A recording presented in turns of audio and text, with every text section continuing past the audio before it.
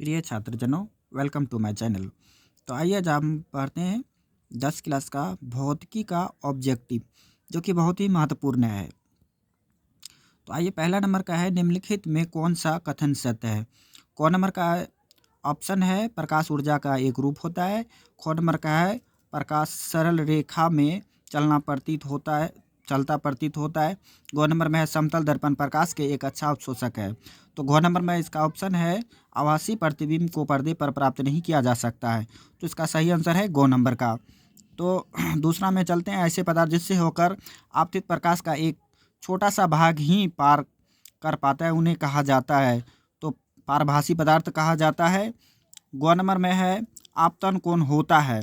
तो इसका आंसर होता है, आपतित किरण और आपतन बिंदु के बीच आपतन बिंदु पर खींचे गए अभिलंब के बीच का कोण। तो चौथा नंबर में चलते हैं,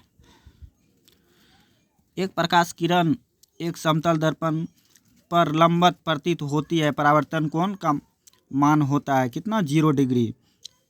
पाँचवा नंबर में चलते हैं, दो समांतर समतल दर्पण के बीच रखी गई वस्तु के सिद्धांत तक कितने प्रतिबिंब बन सकते हैं, अनंत बन सकते हैं। तो छठा में चलते हैं, छठा का दिया हुआ है, प्रकाश की एक किरण एक समतल दर्पण पर लंबवत प्रतीत होती है, दर्पण द्वारा किरण के पथ के उत्पन्न विचलन का मान होगा कितना, मान होगा 180 डिग्री। तो आइए सातवां नंबर में चलते हैं।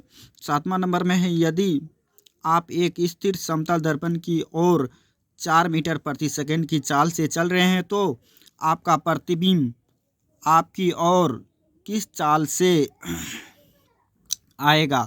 तो इसका सही आंसर हो जाएगा 8 मीटर प्रति सेकंड की चाल से आएगा। तो किसी समतल दर्पण की फोकस दूरी का मान होता है कितना, फोकस दूरी का मान होता है अनंत।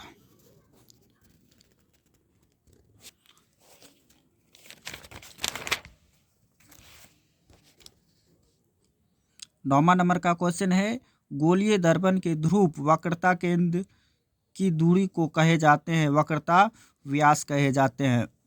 तो 10 नंबर का है, एक गोलीय दर्पण की फोकस दूरी 12.5 सेंटीमीटर है तो उसकी वक्रता त्रिज्या कितनी हो जाएगी, 25.0 सेंटीमीटर हो जाएगी।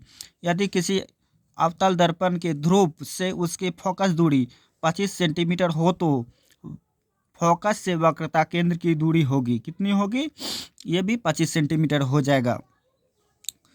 तो 12 नंबर में है, निम्नलिखित में कौन सा कथन सत्य है।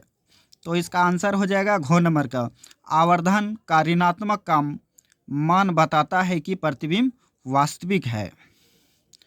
13 नंबर का, निम्नलिखित में कौन सा कथन असत्य है।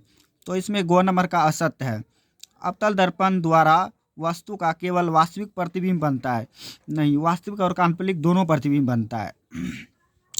चलिए 14 नंबर को देखते हैं। 14 नंबर में है, किसी गोलीय दर्पण पर जब आपतित किरण उसके वक्रता केंद्र से होकर गुजरती है तब परावर्तित किरण क्या होता है, पूर्व पथ पर लौट आएगी, यानी उसकी जो रेखा है वह वापस पुनः लौट करके चली आती है। तो चलिए 15 नंबर को देखते हैं, निम्नलिखित में कौन सा कथन गलत है। तो इसका आंसर हो जाएगा, आभासी प्रतिबिंब को पर्दे पर प्राप्त किया जा सकता है और वास्तविक को नहीं किया जा सकता है। तो चलिए आज का क्वेश्चन यहीं तक। अगर वीडियो अच्छा लगे तो चैनल को सब्सक्राइब और लाइक ज़रूर कीजिएगा, कमेंट कीजिएगा। इसलिए तब तक के लिए बाय।